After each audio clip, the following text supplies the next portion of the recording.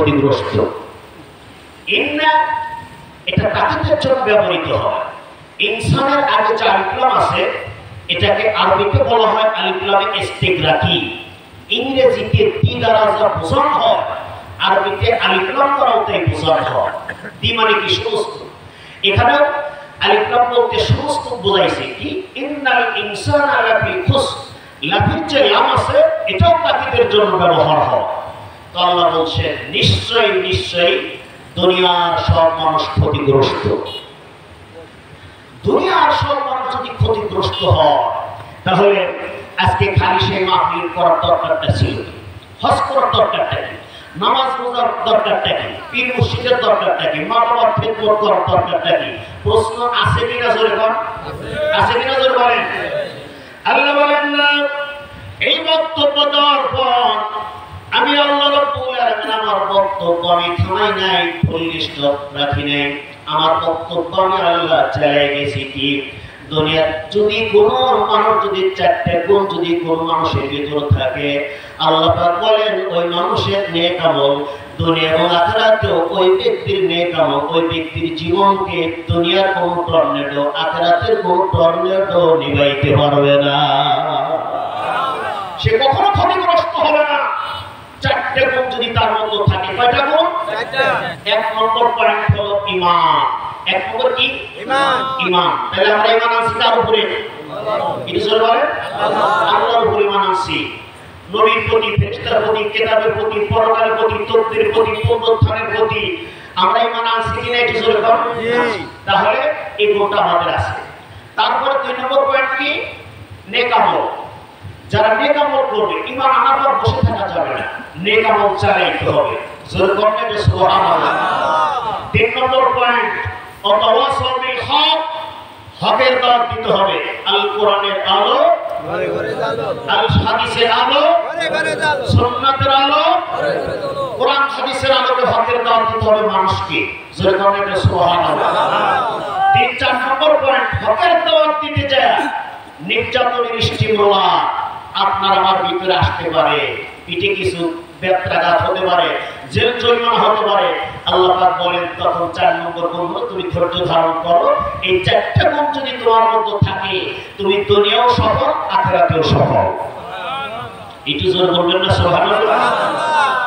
হযরত ইমাম শাফি রাহমাতুল্লাহ আলাইহি বলেন আমি তাফসীরের কিতাবের মধ্যে দেখলাম এই সূরার ভিতরে তিনি তাফসীরে তিনি বলেছেন যদি কোনো মানুষ এই সূরা আসর চিন্তা ভাবনা করে যদি পড়ে এটাকে যদি আমল করে ওই লোকটা হেদায়েতের জন্য ইহকাল এবং পরকাল তার জন্য যথেষ্ট। সূরা আসর ছোট্ট একটা সূরা, মহাজন আল্লাহ পাক একটা প্রশান্ত মহাসাগর এই ছোট্ট একটা সূরার ভিতরে ভরে দিয়েছে। জোরে বলবেন না একটু সুবহানাল্লাহ। এই যে হাফেজে কোরআন যারা কোরআন শরীফ তেলাওয়াত করে মহাজন একটা প্রশান্ত মহাসাগর সে মুখস্থ করে ফেলেছে। কথা ঠিক আছে কিনা একটু জোরে কর। কোরআন শরীফ তেলাওয়াত করা মানে হলো সরাসরি আল্লাহর সাথে কথা বলা, আর হাদিস শরীফ তেলাওয়াত করা মানে হলো ডাইরেক্ট মদিনা রাসূলের সাথে কথা বলা। কোরআন যারা তেলাওয়াত করে তারা আল্লাহর সাথে কথা বলে, হাদিস শরীফ যারা তেলাওয়াত করে তারা মদিনা রাসূলের সাথে কথা বলে। জোরে বলবেন না একটু সুবহানাল্লাহ। আমার ভাইরা বলতেছিলাম ঈমান, প্রথম কোন ঈমান? ঈমান আনার পর আপনার পুরস্কার আল্লাহ কি দিবেন? নেক আমল করলে আল্লাহ বলছেন সূরা কাহফের ভিতরে ইন্নাল্লাযীনা আমানু ওয়া আমিলুস সালিহাতি কানাত লাহুম জান্নাতুল ফিরদাউসি নুজুলা। আল্লাহু আকবার। আল্লাহ বলছেন নিশ্চয় যারা ঈমান আনছে, ঈমান আনার পর বসে থাকে নাই, ভালো ভালো নেক আমল করছে, হক্কানি পীরের কাছে গেছে, ওখান থেকে নেক আমল করা শিখছে, কোরআন হাদিসের আলোকে নেক আমল করা শিখছে, এই লোক জান্নাতুল ফিরদাউস তার ঠিকানা। এই যে জোরে সুবহানাল্লাহ বলেন না, আর ঠিকানা কোথায়? সবাই জোরে বলেন জান্নাতুল ফিরদাউস। এই ফিরদাউস বানাইছে স্বয়ং আল্লাহ পাক নিজের কুদরতি হাত দিয়ে। সুবহানাল্লাহ। আর অন্যান্য বেহেশত বানাইছে আল্লাহ পাক অন্যান্য প্রক্রিয়ায়, কিন্তু আপনারা যখন ঈমান আনলেন, আমলে সলে করলেন, সূরা কাহফ আল্লাহ বলেন তার ঠিকানা জান্নাতুল ফেরদাউস। আল্লাহ পাক বলছেন এবার যখন তুমি জান্নাতুল ফেরদাউসের মেহমান হইয়া, আমি আল্লাহ তখন আর শাওসিমে থাকবো না, কাবা কৌসারে থাকবো না, সাত আকাশ পাড়ি দেয়া, লক গ্রাভিটেশন, মধ্যাকর্ষণ শক্তি সব কিছু পাড়ি দেয়া আল্লাহ রাব্বুল আলামিন বলেন আমার জান্নাতি বান্দাদের সঙ্গে মোলাকাত করার জন্য আমি আল্লাহ জান্নাতের গেটে হাজির হয়ে যাব। আল্লাহ নিজেই জান্নাতের গেটে হাজির হবেন আপনাদের সঙ্গে মোলাকাত করার জন্য, দেখা করার জন্য। জোর করবেন না একটু?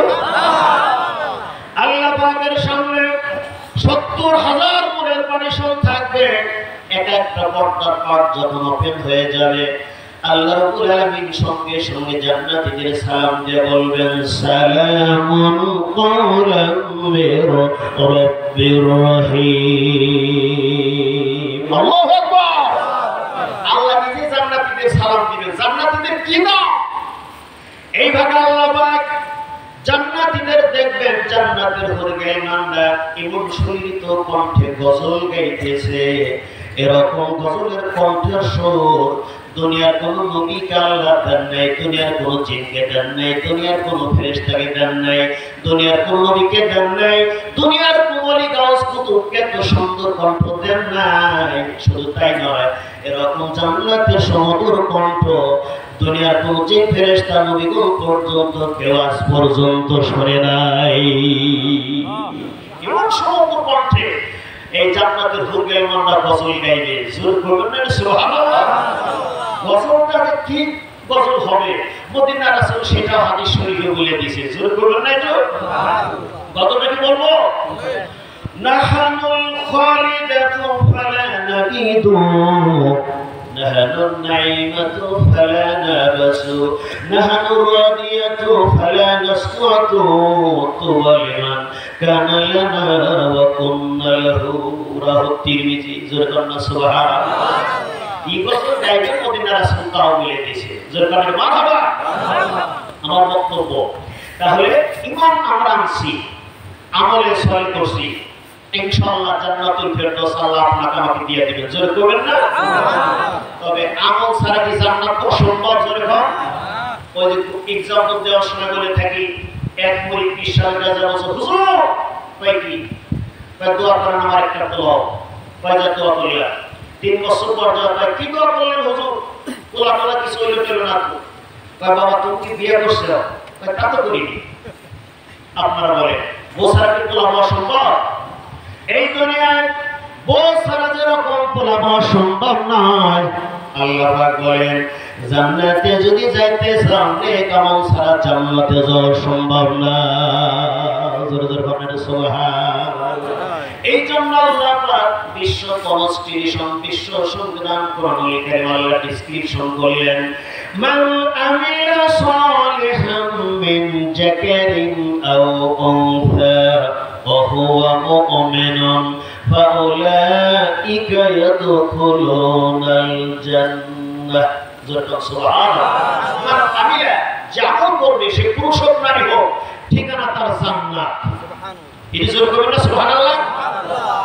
মানিকগঞ্জ দরবার শরীফে ঢাকা সরকারি আলিয়া মাদ্রাসায় যখন লেখাপড়া করলাম, আমার শরীরে কোনো জুব্বা ছিল না, ফাড়া পাঞ্জাবি ছিল। কিতাবুল আমামাত পাগড়ি সম্পর্কে কত হাদিস পড়েছি ঢাকায়। তারপরে কিতাবুল লিবাস সম্পর্কে কত হাদিস পড়েছি। লিবাস তাকওয়া জুব্বা ছিল না, পাগড়ি সম্পর্কে, মেসাক সম্পর্কে কত হাদিস পড়েছি, আমল ছিল না। আল্লাহর কসম দিয়ে বলি, মানিকগঞ্জ দরবার শরীফ আমার মুর্শিদ কিবলার কাছে যখন বায়াত মুরিদ হয়ে গেলাম, আমার কাছে লাগলো মনে হয় যে আমলের ফ্যাক্টরিতে আমি প্রবেশ করলাম। নারে তাকবীর। আমলের দরকার আছে কিনা জোরে বল।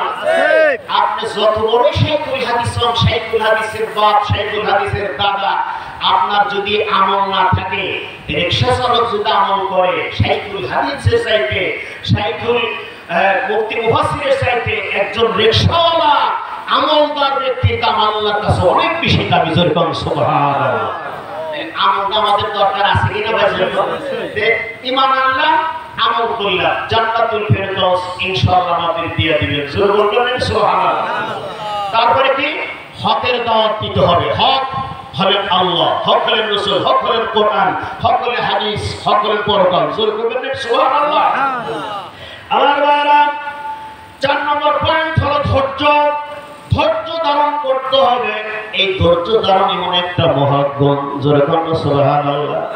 মানিকগঞ্জের আল্লাহর কুতুব তিনি লিখেছেন, ধৈর্য গাছের সব তিতা, সব তিতা, পাতা তিতা, সব তিতা, কিন্তু ফলটা বেজায় মিষ্টি। জোরে বলুন সুবহানাল্লাহ।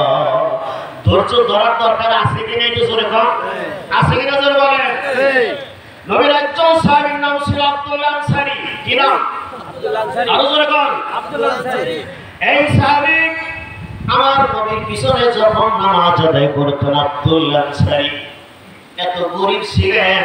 আব্দুল্লাহ আনসারী এই সাহাবী নিজে যে কাপড় পরিধান করে নামাজ আদায় করবেন এইরকম সম্ভব আব্দুল্লাহ আনসারী ছিল না।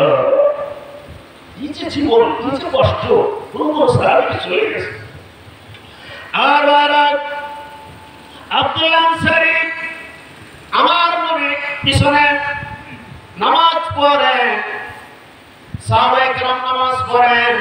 আব্দুল্লাহ আনসারী এত গরীব সাহাবী, সকলের পিছনে তিনি নামাজে যখন দাঁড়ান, আবার বিশ্বনবীর সালাম শেষ হলে সালাম কমপ্লিট হওয়ার সাথে সাথে আব্দুল্লাহ আনসারী দৌড়ায় আবার বাড়ির দিকে তিনি রওনা দেন।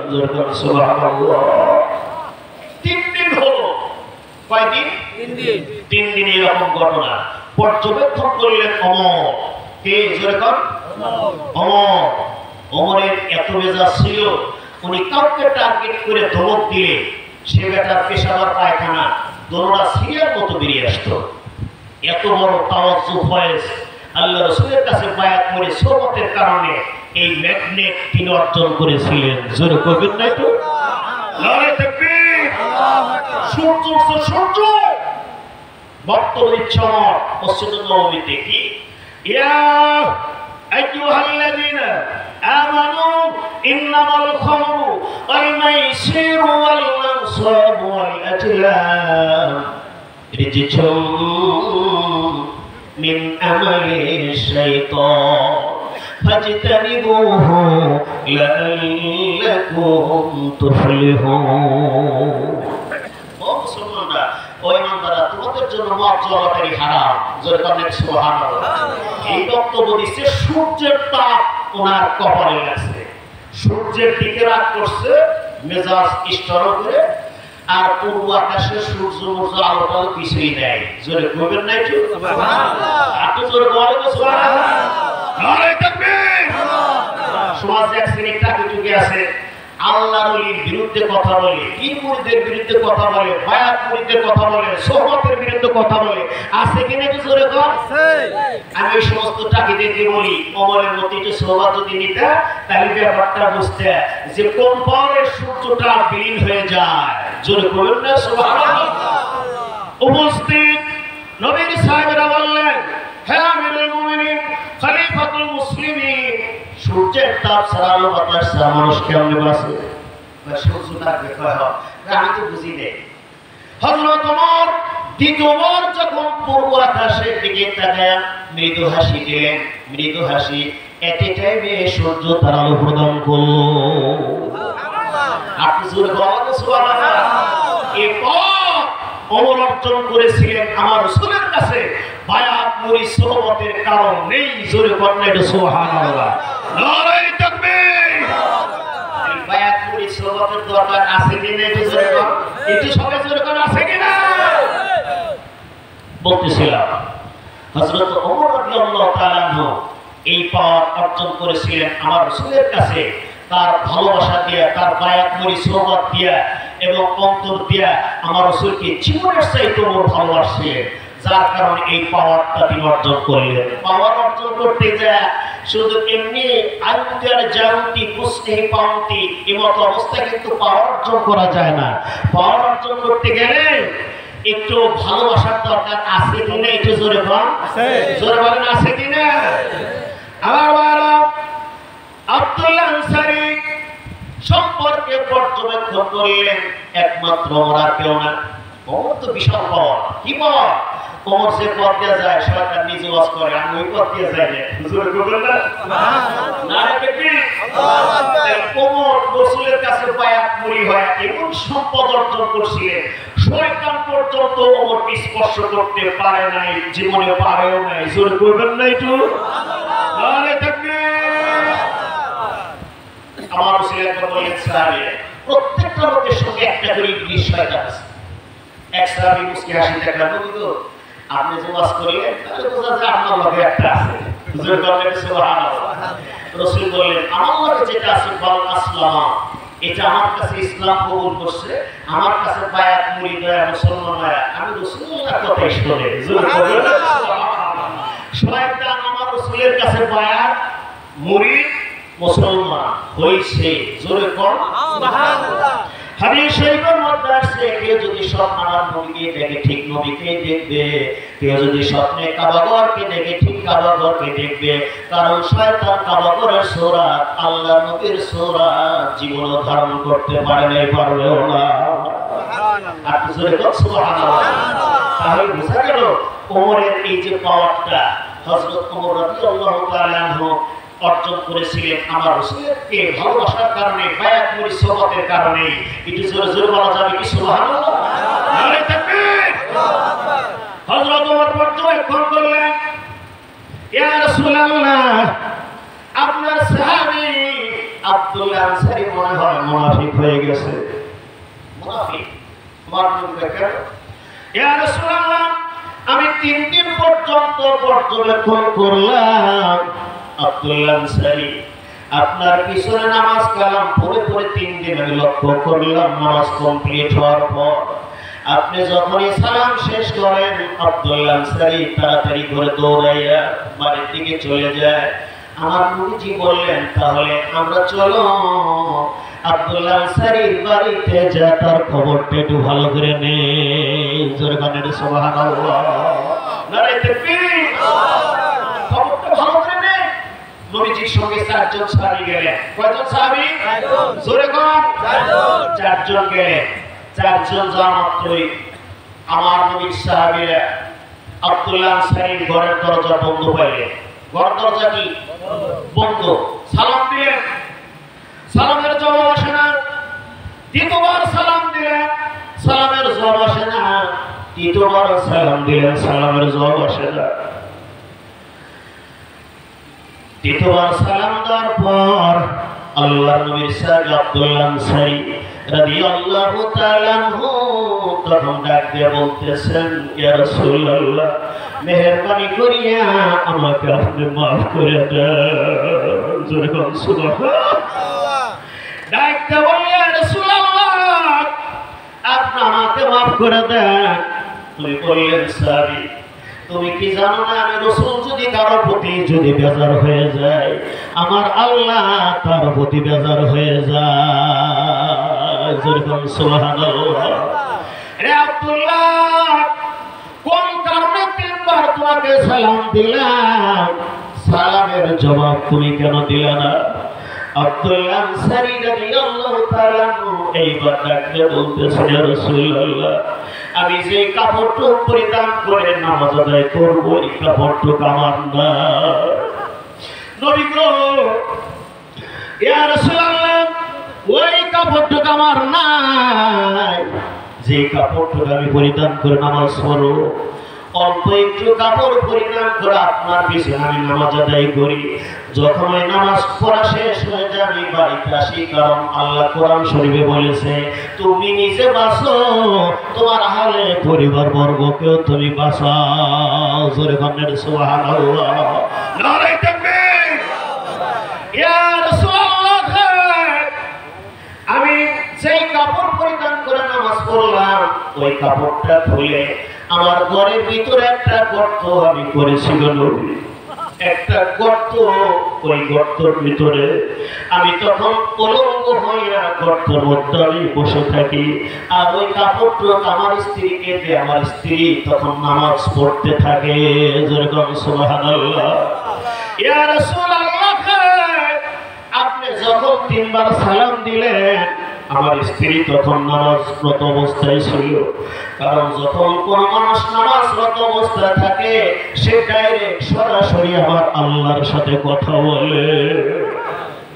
ইয়া রাসূলুল্লাহ, আমার স্ত্রী যখন নামাজরত ছিলেন, আল্লাহর সঙ্গে যখন কথাবার্তা বলতেছিলেন, নবী গো, এই জন্য আমি আপনার আব্দুল্লাহ আনসারী সাহাবী আপনার সালামের জবাব দিতে পারি নাই।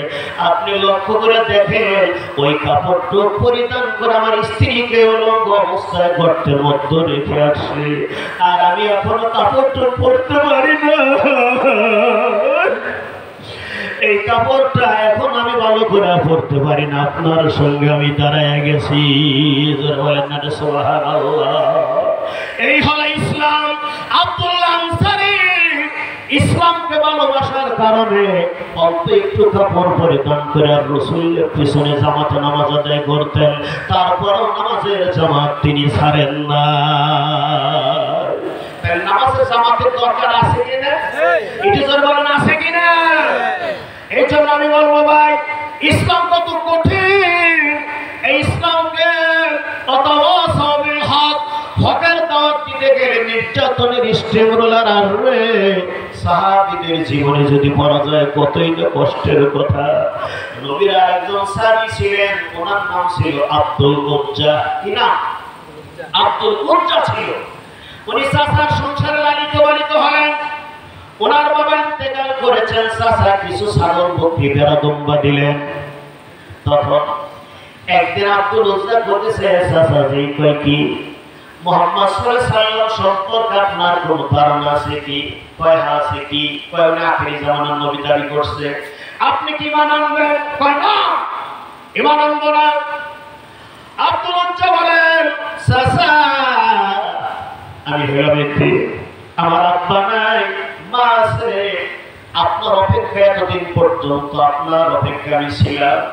আপনি আমাকে ঘর দিয়েছেন, ছাগল ভেড়া দুম্বা দিয়েছেন, পণ্যের লুঙ্গি জামা কাপড় আপনি আমাকে দিয়েছেন।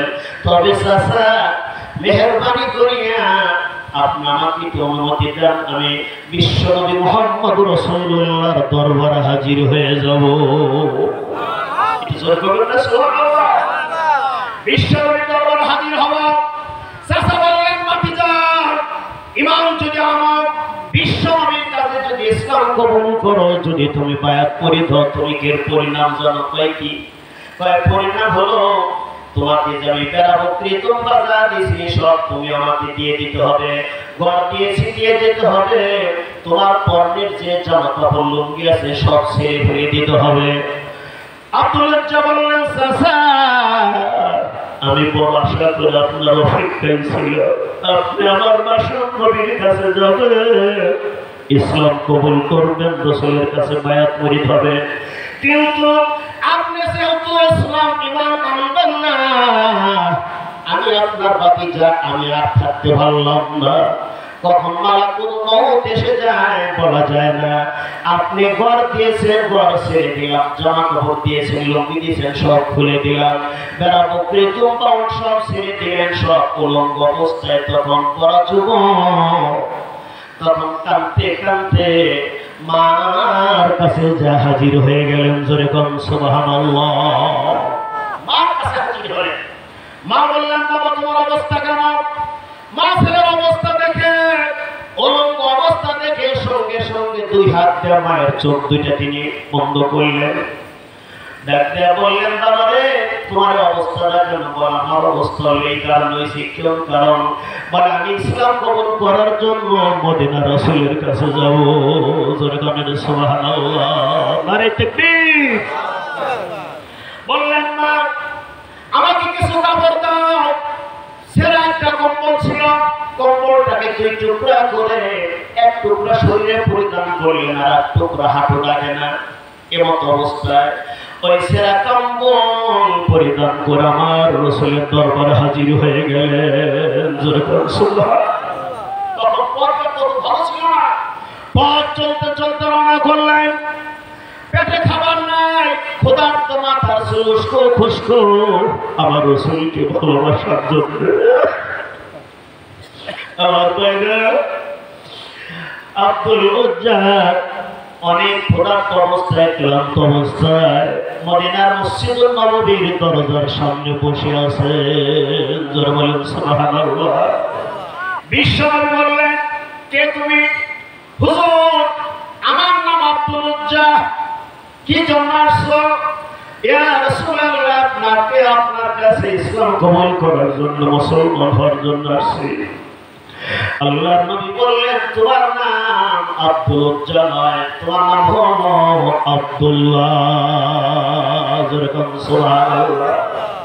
ইসলাম কবুল করলেন, মুসলমান হলেন, কোরআন শরীফ তেলাওয়াত করার জন্য আহলে সুফাদেরকে নবী বললেন, সাহাবীরা রে, আমার আব্দুল্লাহকে তোমরা কোরআন শরীফের তালিম, প্রশিক্ষণ, ট্রেনিং দিয়ে দাও।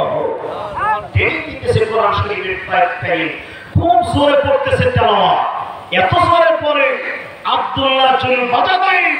ওনার কোরআন তেলাওয়াতের কারণে সাহাবীরা আহলে সুফার লোকজন ঘুমাইতে পারে না, এত জোরে ছিল। সাহাবীরা নবীর কাছে কমপ্লেইন দিলেন, ইয়া রাসূলুল্লাহ, আপনার সাহাবী আব্দুল্লাহ চুল বাজা দেন, এত জোরে জোরে কোরআন তেলাওয়াত করে গো নবী, যার ঠেলার চোটে আমরা ঘুমাইতে পারি না। আল্লাহর নবী বললেন, সাহাবীরা, তোমরা আব্দুল্লাহ চুল বাজা দেনকে তোমরা তাকে বাধা দিও না। ঈমান কেটে রাখার জন্য, ঈমানকে বাঁচানোর জন্য আমার আব্দুল্লাহ ঘরবাড়ি, জীবনের সব, এমনকি পরনের জামা কাপড় পর্যন্ত সব দিয়ে এসেছে। পড়তে দাও আমার আব্দুল্লাহ চুল বাজা দেনকে। জোরে কন্যা সুবহানাল্লাহ, নারায়ে তাকবীর। আর কিছুদিনের জন্য তাবুকের যুদ্ধ শুরু হবে, রোমান সৈন্যদের সাথে লড়াই হবে। আমার নবী বললেন, সাহাবীরা, আমি নবীজি মসজিদুল নববীর চাদরে, আমি চাদর বারান্দায় চাদর বিছাইলাম, যে যা পারো আমি রাসূলুল্লাহর চাদর মুবারকে তোমরা দান করো। যেরকম সুবহানাল্লাহ। সবাই দান করতেছে। মহিলারা একেবারে গলার হার, কানের ফুল, নাকের দুল রাসূলের নবুয়তের চাদরে দিতেছে। জোরে কর সুবহানাল্লাহ। হযরত ওমর ওনার সম্পদটাকে দুই ভাগ করলেন। কয় ভাগ? দুই ভাগ করে এক ভাগ নবীর চাদর মুবারকে দিলেন।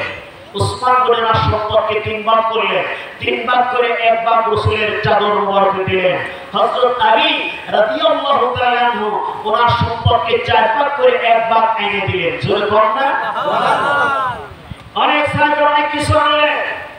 হঠাৎ করে আমার নবী বললেন, সাহাবীরা, তোমাদের অনেককে দেখি, কিন্তু আমার আসে আমার পাগল, আমার আবু বকর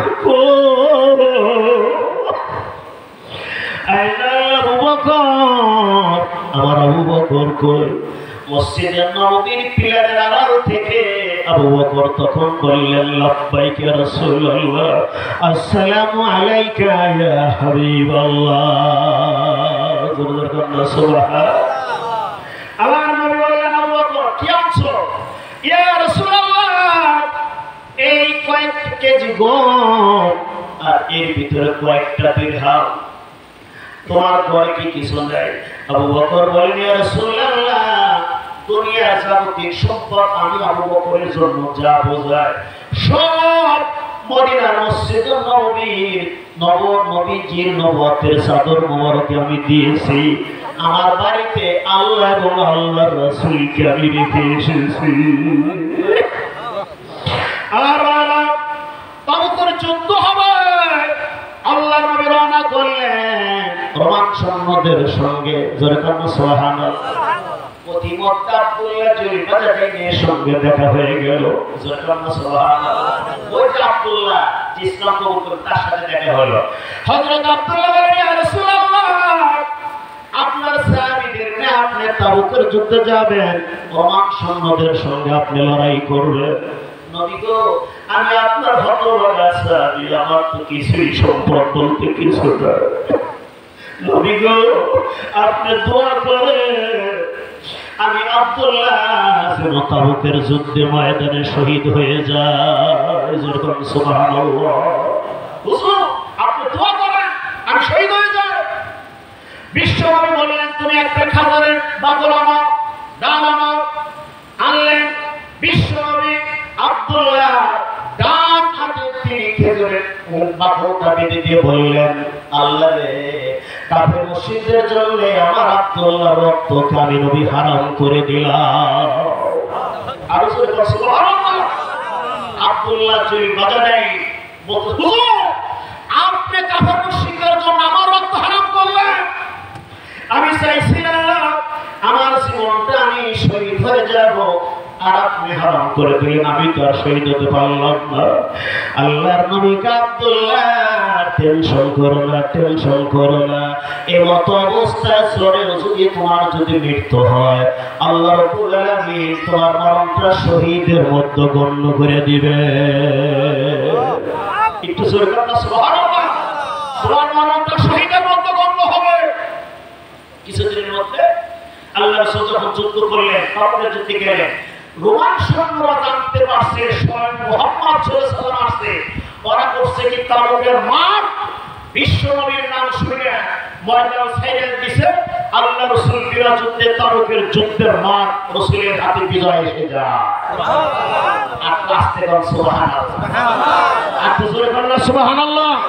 নারায়ে তাকবীর। তাবুকের যুদ্ধে আল্লাহ রাসূল বিজয় লাভ করলেন। হঠাৎ করে কিছুদিনের মধ্যে খবর আসলো হুজুর কি কয় আব্দুল্লাহ চুল বাজা দেয় আপনার সেই সাহাবী জ্বরে ইন্তেকাল করছে। জোরে বলতে সুবহানাল্লাহ।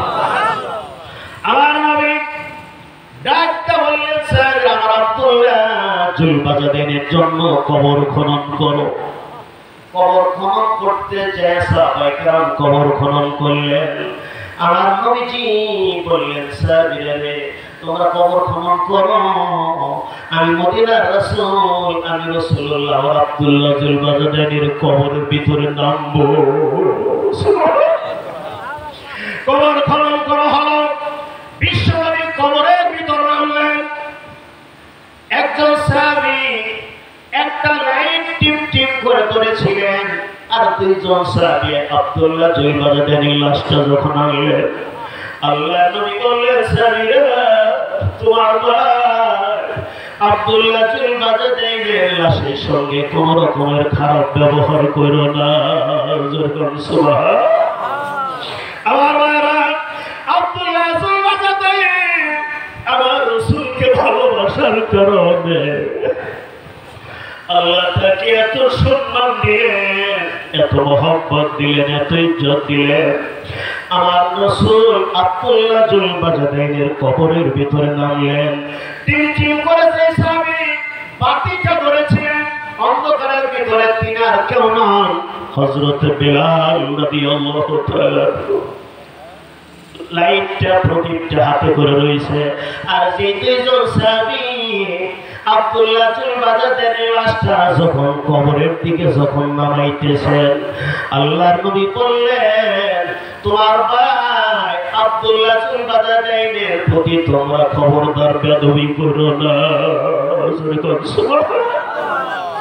যে দুইজন সাহাবী আব্দুল্লাহ চুল বাজা দেনের লাশ বহন করে যারা ছিলেন তাদের নাম হলো আবু বকর আর ওমর।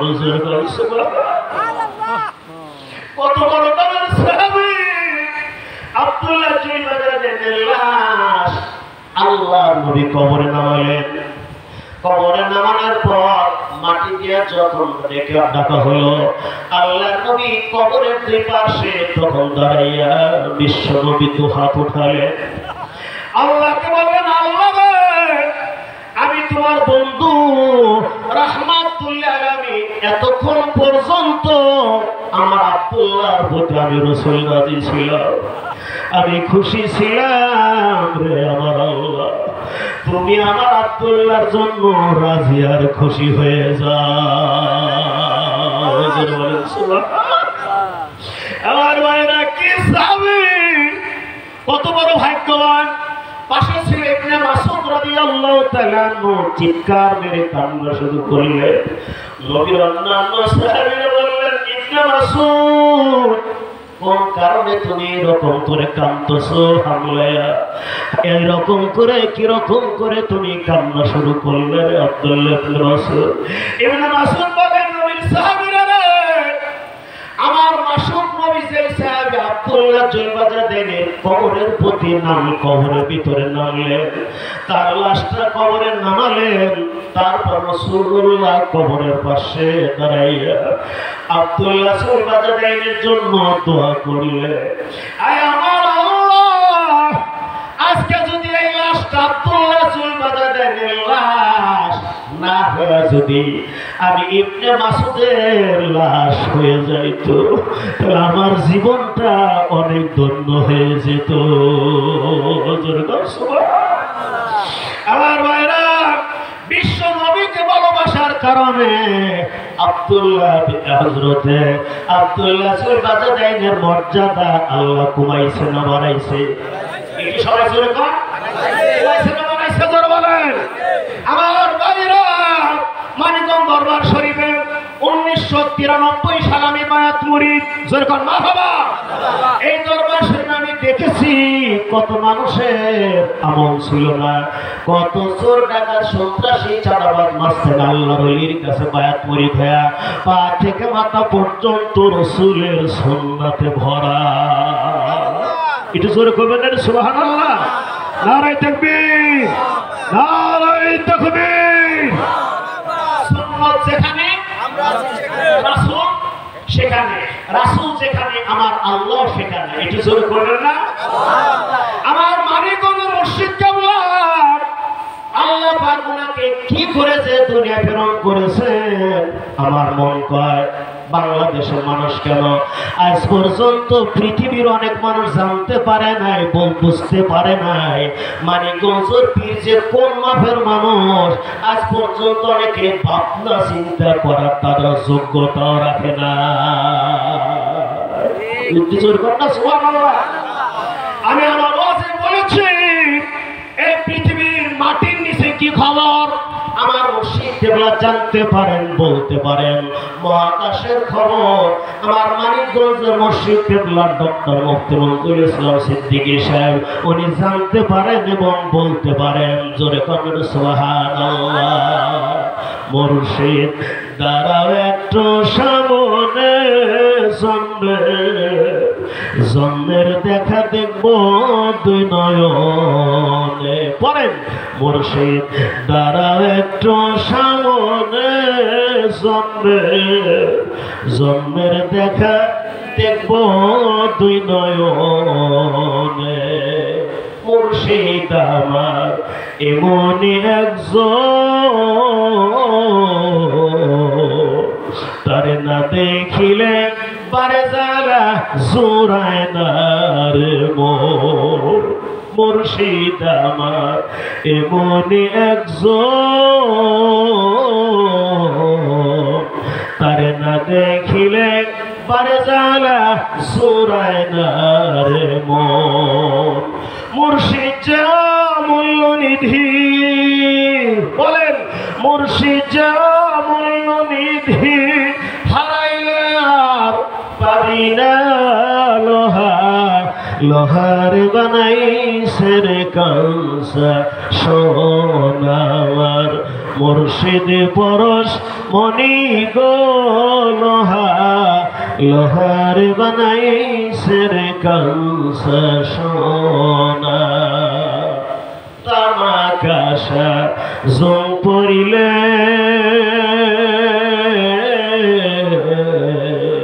পরিষ্কার হয় গোসলে মাজলে। তামাকাশা জং পড়িলে পরিষ্কার হয় গোসলে মাজলে। হৃদ মন্দিরে জং পড়িলে, বলেন হৃদ মন্দিরে জং পড়িলে, হৃদ মন্দিরে জং পড়িলে তুতে তুইলেও সাফায় না লোহার বানাইছে রে বাজান সোনার। মুর্শিদ পরশ মনি গো লোহার বানাইছে রে কাঁসা সোনা মুর্শিদ দাঁড়াও একটু সামনে জন্মের দেখা দেখব দুই নয়নে। ইউনিভার্সিটিতে লেখাপড়া করেছি, কমিটি পড়েছি, আলিয়ায় পড়েছি, কত অফিসার প্রফেসর আলেম ওলামা কত মানুষের কাছে লেখাপড়া করলাম, সারা বাংলাদেশ সফর করলাম, কিন্তু মানিকগঞ্জের মুর্শিদ কেবলা আল্লাহ পাক এত সুন্দর আদর্শ দিয়েছেন, এত সুন্দর শরীয়তের ইলম দান করেছেন, এত সুন্দর মারিফতের ইলম দান করেছেন। আমার মন কয় বর্তমান বিশ্বে মানিকগঞ্জ হুজুরের মতন বর্তমান বিশ্বে এরকম আর বিশ্ব মুজাদ্দিদ আমার মনে হয় বর্তমান আর একজন না। বর্তমান বিশ্বে বিশ্ব কুতুব যদি কাউরে বোঝায় আমার মন কয় মানিকগঞ্জের মসজিদ কেবলা। মারহাবা। বর্তমান বিশ্বে বিশ্ব যদি কাউরে বোঝায় আমার মন কয় মানিকগঞ্জের মসজিদ কেবলা। বর্তমান বিশ্বে বিশ্ব কুতুব হিসেবে যদি কারো নাম আসে আমার মন কয় তার নাম হবে ডক্টর মুফতি মনজুরুল ইসলাম সিদ্দিকী সাহেব।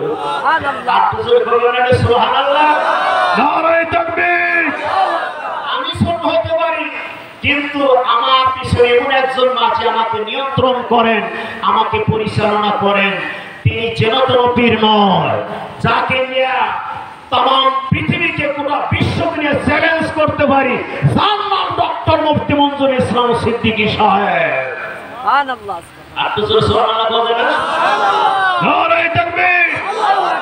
আল্লাহুম্মা সাল্লি জোরে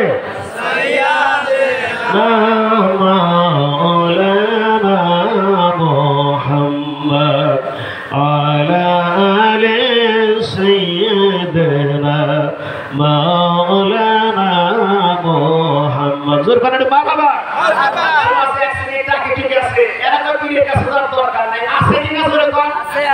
আমি তুমি যত বড় গান শরীফ করতে লিখো আজকের মাহফিল না আমার সামনে ইউটিউবের চ্যানেল আসছে, সারা পৃথিবীতে ওয়াজটা চলে যাবে। আমি চ্যালেঞ্জ দিয়ে বলতে পারি তুমি যত বড় গান শরীফ করতে লিখো আল্লাহর ওলির কাছে তুমি প্লে গ্রুপের ছাত্র। কথা ঠিক কিনা জোরে কর? কারণ তুমি এখনো ফেরাসাতের দৃষ্টি অর্জন করতে পারো নাই। ইত্তাকু ফেরাসাতাল মুমিন ফাইন্নাহু ইয়ানজুরু বিনুরিল্লাহ। বিশ্বনবী ওয়াজ করেন তিনি যে শরীফের হাদিস মুমিনের ফেরাসাতকে মুমিনের দৃষ্টিকে ভয় করো। মুমিন ব্যক্তি আল্লাহর নূর দিয়ে দেখতে পায়। সুবহানাল্লাহ। মুমিন ব্যক্তিরা যেটা আল্লাহর নূর দিয়ে দেখে, আল্লাহর ওলিরা কোন দেখে না বেশি দেখে? বেশি দেখে। আর তো জোরে কোন? বেশি দেখে। কোন দেখে না বেশি দেখে? বেশি দেখে। এখন একটা ঘটনা বলি। হারাম মুক্ত একটা কিতাবে আমি পাইছি, এই যে অনেকগুলি পয়েন্ট আমি লিখে দিয়েছি। ওয়াজ খালি আন্দাজ ওয়াজ করলে হয় না, এই যে রাত করে কিতাব কাটছি তারপরে পয়েন্টগুলো ঢুকাই নিয়ে আসছি। তো তার মধ্যে একটা ঘটনা হারাম মুক্ত কিতাবে পাইলাম। কোন এক মুরিদ বলতেছে হুজুর কথা বলে না কি কারণ হুজুর আমি তো একটু মক্কা শরীফে যাবো হজ করার জন্য। জোরে বলেন সুবহানাল্লাহ। অনেক বছর আগে ঘটনা। বলে যে বাবা তুমি হজে যাও, আমার আপত্তি নাই। পীর বলতেছে বইতে আপত্তি এক জায়গায়। আপত্তি কয় জায়গায়? আপনি জমাটা খুলে কর এক জায়গায়। কি আপত্তি? আপত্তি হলো একটু কষ্ট হচ্ছে আমার, কিন্তু বাইরে আপনাদের কষ্ট লাগতেছে?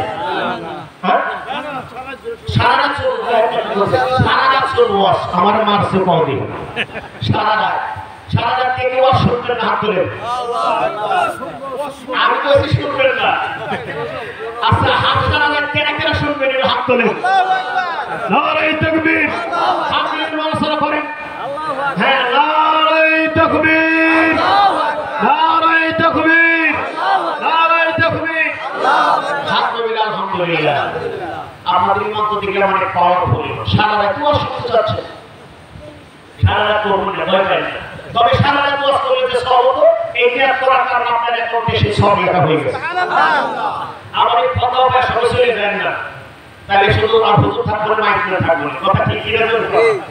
বলতেছিলাম প্রতিবাই করো মোটিভেট আছে না মোটিভেট আছে মোটিভেট কিছু আশা করা দরকার ভালো লাগবে যখন সুবহানাল্লাহ আমার একজন কইছে মা বাবা ওয়াজ করা লাগবে আর একজন কইছে শরীয়তের ওয়াজ করে আবার আমি যদি মানি নজর করি আমি পীরের দরবারে থাকি আমার কিছু আধ্যাত্মিক কথা আমার পীরের কথা তো কিছু কয় না আমার ভাই আমার বন্ধু মাওলানা সাইফুল ইসলাম সাহেব ওয়াজ পীর সম্পর্কে যথেষ্ট কইছে কথা ঠিক কিনা জোরে কর এখন আমি যদি ওই কথা কই এখন বাইরের দুই চারজন আছে সব চলে যাবে কথা ঠিক কিনা জোরে কর এজন্য হিম্মত অনেক কিছু টেকনিকে চলা লাগে বক্তা জোরে কর এটা সুবহানাল্লাহ নারায়ে তাকবীর আল্লাহু আকবার পীর বলছে আপত্তি এক জায়গায় মুরিদরে কইছে কি তুমি হজে যাও না করি না কিতাব পড়তে না আছে বলো না হারানো মুক্তা এই কিতাবে আমি পাইছি রাত করে কিতাব গাইছে ওই আমার ছেলে মাঝহার ইসলাম সিদ্দিকী হাফেজ কোরআনের হাফেজ হাফেজ আমার ছেলে দোয়া করুন আপনারা ওর গুণেও হাফেজ দোয়া করেন নামাজ যাতে পরে নবম দাখিলে সবাই দোয়া করেন ওর জন্য সবাই মারহাবা আমি বললাম যাব ওই কিতাবটা দাও সব কিতাব কিছু কিছু গাইতে কিছু কিছু পয়েন্ট করে আনছি যেহেতু আমি আমার মানিকগঞ্জের ছোট নরম একটা সৈনিক হিসেবে কথা বলার জন্য জোর করে মারহাবা আমরা পীরের দালালি ঠিকই করব যদি পীরের দালালি কোরআন হাদিসে থাকে আর যদি কোরআন হাদিসে পীরের দালালি না থাকে আমাদের করার দরকার নাই কথা ঠিক কিনা জোরে কর পীর কইছে মুরিদরে আপত্তি এক জায়গায় বাজার কি জাগরস্তা পরশ জীবনে কিন্তু ওই হজে যাওয়ার পথে কোন সময় কিন্তু হাতির গোস্ত খাবি না কিসের গোস্ত হাতির গোস্ত খাবি না হাতি দেখেন কানাফির কানে কয় আর হলো চোখওয়ালা পীর কানে কয় ফেরাসাতের পীর কানে কয় এখন বোঝেন ওই রকম চোখওয়ালা পীর মানিকগঞ্জের পীর ডক্টর মুফতি মনজুর ইসলাম সিদ্দিকী সাহেব সুবহানাল্লাহ আমরা লেখাপড়া করে আমরা যে কানার দরবারে উনি গেছি মানিকগঞ্জের পীরের সুতা টানার উপযুক্ত আমরাছি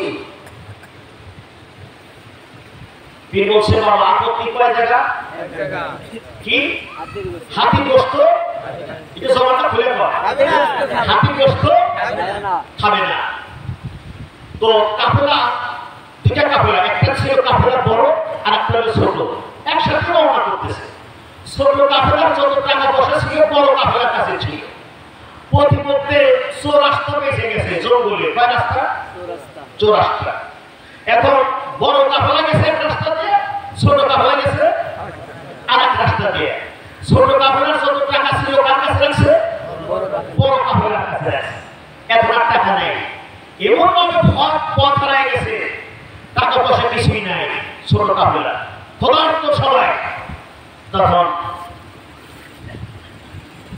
জঙ্গলের একটা হাতির বাচ্চা হয়েছে ছোট কাফেলা পায়া যার জগতের আনছে পেটটা করে হাতির বাচ্চা জব করে মনে করে খায় এমন খাওয়া খাইছে মনে করে যে পেটের উপর মানে ঠাস করে ব্রাশ করা এমন খাওয়া খাইছে বাচ্চা তো হাতির বাচ্চা মা বাচ্চার জন্য কি পাগল কিনে এসে চলে পাগল কিনে মা কিনে সুবহানাল্লাহ সুবহানাল্লাহ এই হাতির বাচ্চার মা পাগল হয়ে গেল কোথায় আমার বাচ্চার জন্য কাঁদতে কাঁদতে হাতি যখন পাগল হয়ে গেল কোথায় আমার বাচ্চা পায় না হঠাৎ করে দেখা যায় ওই রাত্রিতে ওই সমস্ত ছোট কাফেলার লোকজন যারা হজে যাবে ওনারা যার যার মতো হাতির বাচ্চাটার গোশত খেয়ে যখন ঘুমন্ত অবস্থায় ছিলেন হাতি চিন্তা করলেন এই সমস্ত লোকেরাই আমার বাচ্চাকে জীবনের জন্য শেষ করে দিয়েছে সঙ্গে সঙ্গে হাতির মা ওই বাচ্চার মা সকলের মুখের ভিতরে শুরুতে ঘ্রাণ নেয় আমার বাচ্চাকে কে কে খাইছে যারা যারা খাইছিল এক একটা করে মানুষকে হজের যাত্রীদেরকে একটা করে পায়ে গোড়ালি দিয়া পায়ের খুঁট দিয়ে এক একটা করে মানুষকে মেরে ফেলতেছে সুবহানাল্লাহ ওই যে কামেল পীর মুকাম্মেল পীর ডাক দিয়ে বলেছিলেন বাবারে জীবনে কোনোদিন ওই হজে চলার পথে কিন্তু হাতির গোশত খায়ও না পীরের কথা মনে করে ওই লোকটার হাতির গোশত খায় নাই, বাচ্চার গোশত খায় নাই। সুবহানাল্লাহ। ওই বাচ্চার মা হাতি ডাকতে বললেন, তুই যেহেতু পীরের কথাকে পালন করে আমার বাচ্চার যেহেতু তুই খাস নাই, তুই পথ হারায় গেছিস, যা যা, তোর কোনো টেনশন করতে হবে না। আমি তোকে আমার সুরটা আমার পিঠে উঠাইয়া এট এ টাইমে আমার নিজ দায়িত্বে তোর বাইতুল্লাহ শরীফে পৌঁছে দিলাম। আমার পাজর গেছে বাঙ্গারে মনসুর, বাজান রে তোর প্রেমের ঢেউ লাগিয়া, মুর্শিদ রে তোর প্রেমের ঢেউ লাগিয়া। তার কামেল পীরের কিছু গুণ আছে কি না একটু জোরে কর। ওই রকম পীর হলো মানিকগঞ্জের মানিক ডক্টর মুফতি মঞ্জুর ইসলাম সিদ্দিকী সাহেব। সুবহানাল্লাহ। আপনি সুবহানাল্লাহ বলেন না? নারে তাকবীর। বাংলার জমিনে এক শ্রেণীর তাগিদুকে আছে আল্লাহ ওলির বিরুদ্ধে কথা বলে, আছে কিনা জোরে কর, আছে কিনা জোরে কর, আছে কিনা? আছে। আমার ভাই আমি কিতাবের মতো পাইলাম মাওলানা রশিদ আহমদ গঙ্গী রহমাতুল্লাহ আলাইহি মস্ত বড় আল্লাহর ওলি, ওনার এক নাপিত ছিল, সেই মশাই যায় কর ওনার চুল কাটতেন। তো বলতেছে হুজুর বেদনী মাফ চাই। কয় কি? আমাকে কি অনুমতি দেন, আমি পিঠে যাব। খাজা মঈনুদ্দিন চিশতি রহমাতুল্লাহ আলাইহি দরবারে যাব। হুজুর কবেন না? সুবহানাল্লাহ। নারী তাকবীর। আল্লাহু আকবার। তখন রশিদ আহমদ গঙ্গী রহমাতুল্লাহ আলাইহি মস্ত বড় আল্লাহর ওলি, উনি তখন বললেন, বাবা তুমি একটা সাদা কাগজের টুকরা, সাদা কাগজের টুকরা টানলেন, শাহাদাত আঙ্গুল দিয়ে হযরত রশিদ আহমদ গঙ্গী রহমাতুল্লাহ আলাইহি লিখলেন। কি লিখলেন? সেই মশাই নাপিত বুঝলেন না, বলে যে কাগজটা মাজারের পাশে সাদা দাড়ি তুমি চুপ একটা লোক থাকবে, ওই লোকটাকে এই কাগজের টুকরাটা দিয়ে দিলা। জোরে করেন সুবহানাল্লাহ। পয়সাটা কি দিলেন? সাদা দাড়ি টুপি জুব্বা, ওই লোকটার কাছে কবরের কাগজটা দিবা। রশিদ আহমদ গঙ্গী রহমাতুল্লাহ আলাইহি নাপিত সেই মশাই কাগজটা নিয়ে দেখলেন মাজারের কাছে সত্যি সাদা দাড়ি টুপি জুব্বা পরিহিত একজন লোক, সুন্দর চেহারা, উনি বসে আছেন। তখন এই কাগজটা দিলেন। কাগজটা পায় ও লোকটাও খুশি হলেন। খুশি হয়ে ওনার আঙ্গুল দিয়ে একটা জিনিস, শাহাদাত আঙ্গুল দিয়ে একটা জিনিস লিখলেন। কি লিখলেন? সেই মশাই নাপিত বুঝলেন না। জোরে বলবেন না? সুবহানাল্লাহ। নারে তাকবীর। আল্লাহু আকবার। দুই ওলি সে কাহাবো, দুইজনই বুঝতেছে জানতেছে, আমরা তো কানার দল। কথা ঠিক কিনা জোরে বল। কি যে লাগছে? আল্লাহর ওলি মাওলানা রশিদ আহমদ গঙ্গী রহমাতুল্লাহ আলাইহি ওই নাপিতকে বললেন, বাবা আজমির শরীফে তুমি গেলা, যা দেখি যা তাকে কি তুমি পাইছিলে? হুজুর পাইছিলাম। সে কি বলছে? সে আপনার মধ্যে একটু শাহাদাত আঙ্গুল দিয়ে কি লিখছে বুঝতে পারলাম না। আপনার শাহাদাত আঙ্গুল দিয়ে কি লিখলেন আমি তো বুঝতে পারলাম না। সুবহানাল্লাহ। এইভাবে হযরত রশিদ আহমদ গঙ্গী রহমাতুল্লাহ আলাইহি বললেন, বাবা তুমি কি এটা জানতে চাও? জানো কিছু বলি তো। জোরে বলো সুবহানাল্লাহ। ডাকতে বললেন, বাবা রে আমি যার কাছে শাহাদাত আঙ্গুল দিয়ে সেই কথাটা লিখেছিলাম সেটা হলো, আমি বলছিলাম খাজা মঈনুদ্দিন চিশতি আজমিরি রহমাতুল্লাহ আলাইহি, তুমি এত বড় আল্লাহর ওলি, তোমার দরবারে এত বেদাত হয়, তুমি কেন ফিরাইতে পারো না? জোরে বলেন সুবহানাল্লাহ। আর উনি তার শাহাদাত আঙ্গুল দিয়ে লিখেছেন, আপনি তো এখন জীবিত আছেন, আমি ইন্তেকাল করছি, জীবিত থাকা অবস্থায় আপনিও তো অনেককে হেদায়েত আনতে পারেন না। জোরে বলেন সুবহানাল্লাহ। এই যে তুই বলি ভিতরে একটু যোগাযোগ আছে কিনা একটু জোরে কর, আছে কিনা জোরে কর। আর সেই লোকটা ওই খাজা মঈনুদ্দিন চিশতি রাহমাতুল্লাহর মাজারে দাড়ি টুপি জুব্বা সাদা পরিহিত অবস্থায় যে লোকটা ছিলেন উনি আর কেউ ছিলেন না, উনি হলেন হযরতে খাজা মঈনুদ্দিন চিশতি রাহমাতুল্লাহ। একটু জোরে বলবেন না, সুবহানাল্লাহ। আল্লাহ বলিলে কি মনে, একটু জোরে কর, লা ইলাহা ইল্লাল্লাহ, লা ইলাহা ইল্লাল্লাহ, লা ইলাহা ইল্লাল্লাহ, লা ইলাহা ইল্লাল্লাহ, লা ইলাহা ইল্লাল্লাহ, লা ইলাহা ইল্লাল্লাহ, লা ইলাহা ইল্লাল্লাহ, লা ইলাহা ইল্লাল্লাহ, লা ইলাহা ইল্লাল্লাহ, লা ইলাহা ইল্লাল্লাহ, লা ইলাহা ইল্লাল্লাহ, লা ইলাহা ইল্লাল্লাহ, লা ইলাহা ইল্লাল্লাহ, লা ইলাহা ইল্লাল্লাহ, লা ইলাহা ইল্লাল্লাহ, লা ইলাহা ইল্লাল্লাহ মুহাম্মাদুর রাসূলুল্লাহ সাল্লাল্লাহু আলাইহি ওয়াসাল্লাম।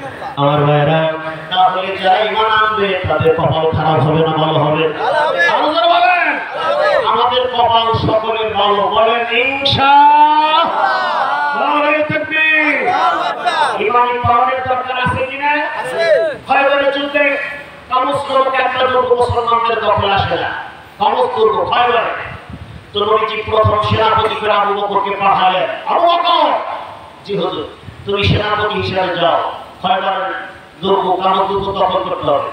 আবু বকর সৈন্য সামর্থ্য নিয়ে গেলেন, উনি ফেলা বিজয় লাভ করতে পারলেন না। পরবর্তীতে ওমরকে সেনাপতি করে পাঠালেন, ওমর ফেলা বিজয় লাভ করতে পারলেন না।